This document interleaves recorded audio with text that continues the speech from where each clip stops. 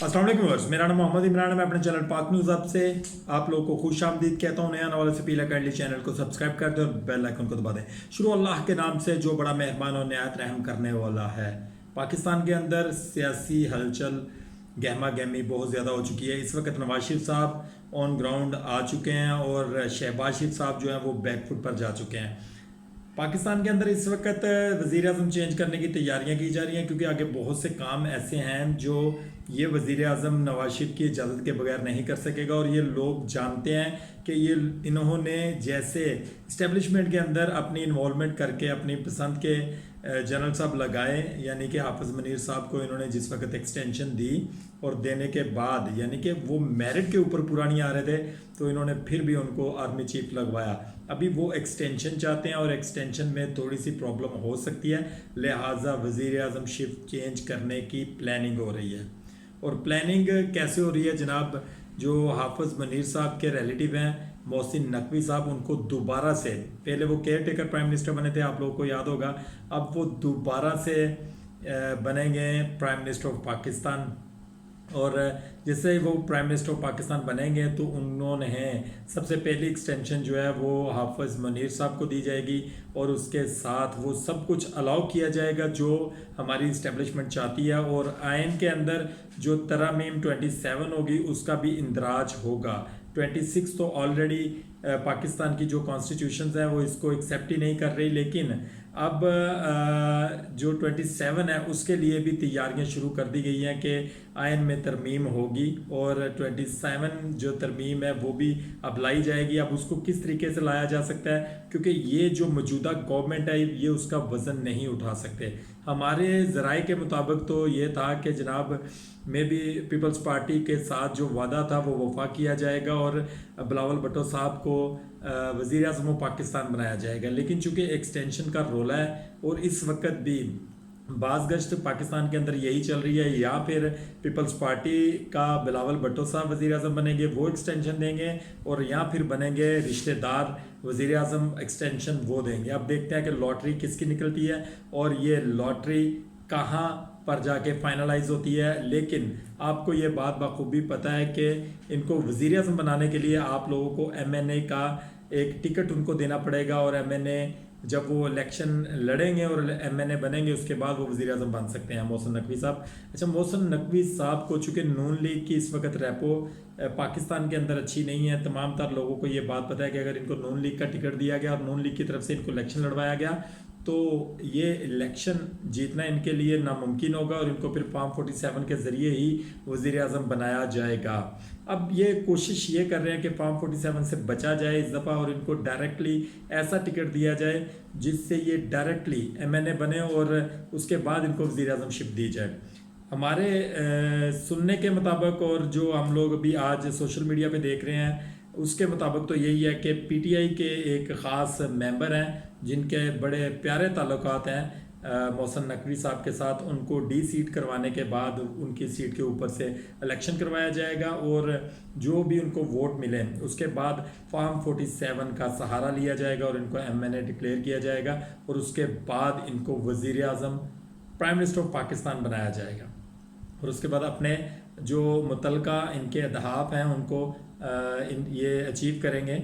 और ये जो पाकिस्तान तहरीक इंसाफ के वो कैंडिडेट हैं जो MNA हैं वो शेख वक्कास साहब हैं, जो इनके बड़े ख़ास करीबी दोस्त हैं, जिनको हटाकर इनको दोबारा से MNA बनाया जाएगा मोहसिन नकवी साहब को, ताकि ये जो प्राइम मिनिस्टर तक पहुंचने की सीढ़ी है उसको बआसानी अबूर कर सकें और PTI के नाम के साथ इनको जितवाया जाएगा। आखिरकार आप लोगों को PTI की ज़रूरत पड़ गई एक प्राइम मिनिस्टर बनाने के लिए।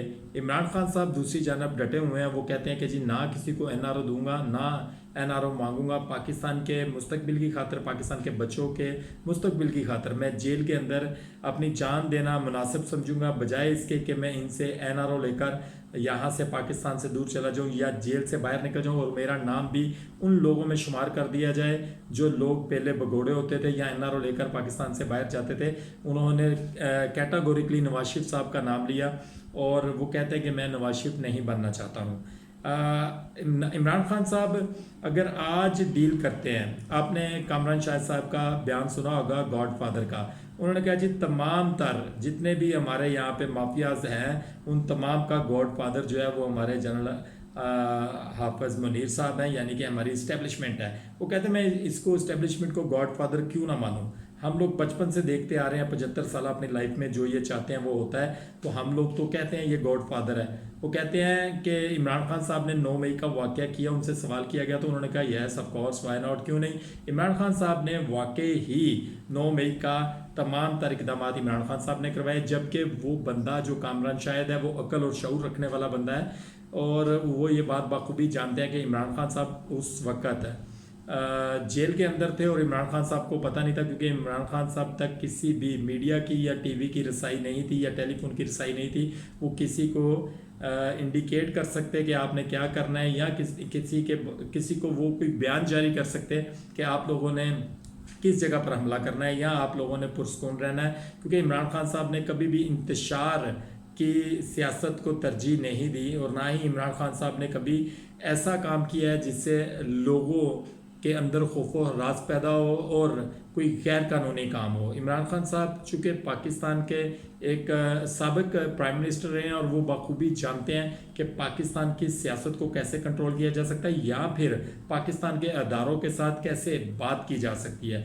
आज भी वो ये बात कैटागोरिकली कहते हैं कि फ़ौज मेरी है और पाकिस्तान मेरा है, मैं कभी भी इन लोगों के साथ नहीं लड़ सकता हूँ। लेकिन वो जब भी जिक्र करते हैं तो वो आसिम लॉ का जिक्र करते हैं, जनरल आसिम मुनीर साहब को। वो कहते हैं कि इस वक्त पाकिस्तान के अंदर जो लॉ चल रहा है वो जनरल आसिम मुनीर साहब का लॉ चल रहा है, तो लिहाजा वो आसिम मुनीर साहब के अगेंस्ट हैं, वो पूरी आर्मी के अगेंस्ट नहीं है, नंबर 1। नंबर 2 साहब, इमरान खान साहब क्यों किसी से माफ़ी मांगे। वो कहते हैं कि जब मैंने कोई गलत काम किया नहीं है तो मैं माफ़ी किस चीज़ की मांगूँ। इमरान खान साहब के ऊपर दबाव बढ़ाने के लिए जनरल फैज़ हमीद साहब को उठाया गया था, आप लोगों को ये बात पता है, बल्कि पूरी दुनिया इंटरनेशनल लेवल पे लोग जानते हैं कि साबका ISI के जो चीफ थे उनको उठाया गया और उनसे भी ऐसे बयानात लेने की कोशिश की गई कि वो इमरान खान साहब के अगेंस्ट बयान दें।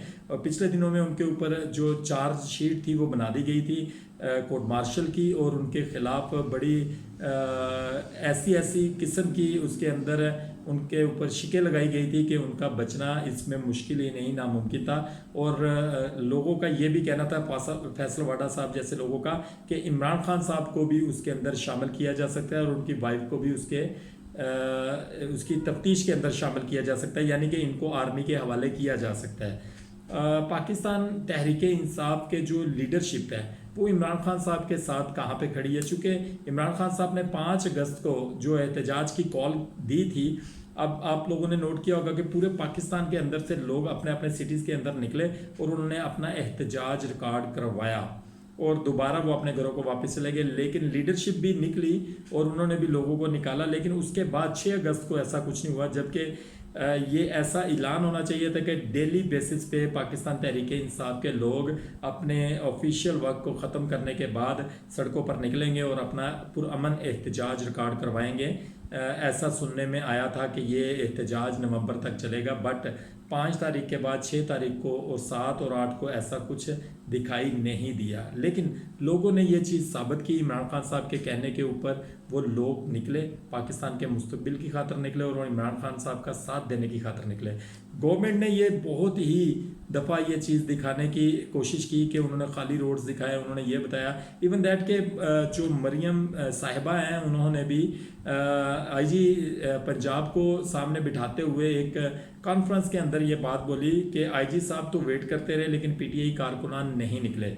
लेकिन उन्होंने उस कॉन्फ्रेंस के अंदर ये नहीं बताया कि हमने पूरे पाकिस्तान को, ऑलमोस्ट पाकिस्तान के बड़े बड़े शहरों को, मेन जो उनकी स्ट्रीट्स थी वहाँ से उनको बंद किया हुआ था, हाईवेज़ को बंद किया हुआ था, कंटेनर्स लगाए हुए थे, वहाँ तक PTI कारकुनान की रसाई नहीं थी। फिर भी जो सोशल मीडिया के ऊपर वीडियोस वायरल हो रही हैं, जो इमरान खान साहब की फ़ोटोज़ और इमरान खान साहब के जो तहरीक है यानी कि पाकिस्तान तहरीक इंसाफ के जो फ्लैग्स थे, जो झंडे थे, वो लेकर लोग सड़कों पर निकले थे। और सोशल मीडिया आपको पता है इस वक्त इतना पावरफुल हो चुका है पाकिस्तान के अंदर नहीं, पूरी दुनिया के अंदर, कि आप कोई भी चीज़ अगर कोई वीडियो बनाते हैं और आप उसको जब जैसे ही अपलोड करते हैं, मोस्टली वीडियोस जो हैं वो वायरल हो जाती हैं और लोगों को पता चलता है। ख़ास तौर पे इस तरह की वीडियोस जो एहतजाज के दौरान रिकॉर्ड की जाएं वो तमाम तर वायरल होती हैं। और इस सारी कॉन्फ्रेंस के अंदर मरियम साहिबा ने ये भी नहीं बताया कि उन्होंने कैसे लोगों के ऊपर जुल्म सितम किया, लोगों के घरों में छापे मारे, लोगों की चादर चारदीवारी का तकद्दस पामाल किया। ये सारा कुछ नहीं बताया कि हम लोगों ने कितनी दफ़ा छापे मारे, लोगों को उनके छापों से छुपने के लिए मस्जिदों के अंदर जाके रातें गुजारनी पड़ी ताकि उनकी गिरफ्तारियां ना हो। और अगर घर का सरबराह घर के अंदर नहीं होता था तो उसकी बेटी को भी ये बात, 12 से 13 साल की बच्ची को भी ये बात पुलिस की तरफ से कही गई कि अगर तुम्हारे वालिद घर पे नहीं है तो हम तुम्हें साथ लेकर जाएंगे। मतलब इस तरह का जुल्म सितम जब पाकिस्तान के अंदर होगा तो कैसे अवाम जो है वो बाहर निकलेगी। आप एक दफ़ा अवाम को खुली छूट दे दें, आप अवाम को बोले ठीक है आपके पास एक दिन है, आप अपना एहतजाज रिकॉर्ड करवाएं और आप जलसा या जुलूस कर सकते हैं, तो आपको क्या पूरी दुनिया को ये बात पता चल जाएगी कि लोग किस शख्स के साथ खड़े हैं और किस शख्स को देखना चाहते हैं। अगर पाकिस्तान की उसको सियासत को बचाना चाहते हैं, पाकिस्तान की माशियत को बचाना चाहते हैं, तो पाकिस्तान इस वक्त ऐसे इलेक्शन का ऐसा इलेक्शन पाकिस्तान के अंदर होना चाहिए कि जो पाकिस्तान को मुस्तहकम कर सके। अवाम जिसको चाहती है आप उसको प्राइम मिनिस्टर ऑफ पाकिस्तान बनाएं। अगर अवाम देखें नवाज शरीफ साहब को वोट देती है तो नवाज शरीफ साहब को प्राइम मिनिस्टर ऑफ पाकिस्तान बनना चाहिए, जरदारी साहब को देती है तो जरदारी साहब को बनना चाहिए, सिराजुल हक साहब को देती है तो सिराजुल हक साहब को बनना चाहिए।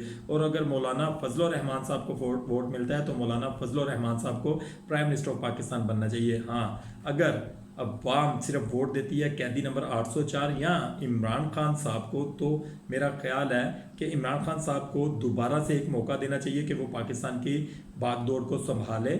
और वो 3.5 साल का जो टेन्योर वो गुजार के गए हैं, उन्होंने उसमें काफ़ी कुछ सीखा है। और ये जो 2 साल की वो जेल काट चुके हैं या काट रहे हैं, इसमें भी उन्होंने काफ़ी कुछ सीखा है।